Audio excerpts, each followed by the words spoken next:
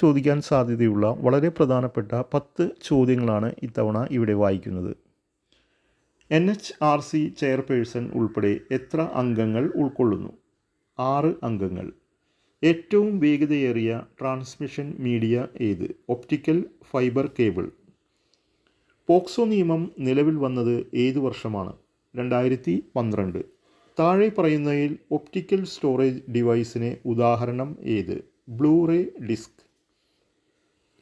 ഇമെയിലിൻ്റെ കാര്യത്തിൽ ശരിയല്ലാത്ത പ്രസ്താവന ഏത്? ശരിയല്ലാത്ത പ്രസ്താവന: ഇമെയിൽ വഴി വൈറസ് വ്യാപനം നടക്കുകയില്ല. ദേശീയ വനിതാ കമ്മീഷൻ അതിൻ്റെ വാർഷിക റിപ്പോർട്ട് ഏത് ബോഡിക്കാണ് സമർപ്പിക്കേണ്ടത്? കേന്ദ്ര സർക്കാർ. താഴെ തന്നിരിക്കുന്നവയിൽ ക്ലൗഡ് അടിസ്ഥാനമാക്കിയുള്ള സിസ്റ്റം ഏതെല്ലാം? ഈ സിസ്റ്റങ്ങളാണ് കൊടുത്തിരിക്കുന്നത്: email, Facebook, YouTube, Google drive. അപ്പോൾ അതിനുത്തരം മുകളിൽ പറഞ്ഞവയെല്ലാം ശരിയാണ്.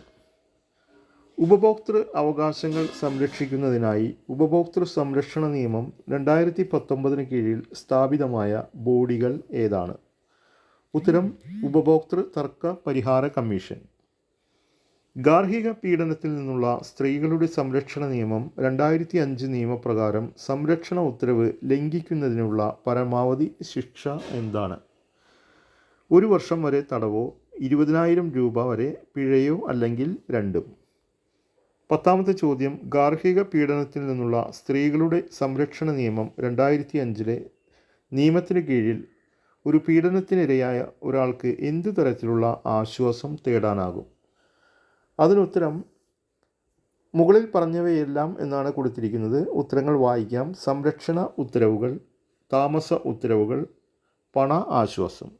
Thank you for watching. Please subscribe our channel.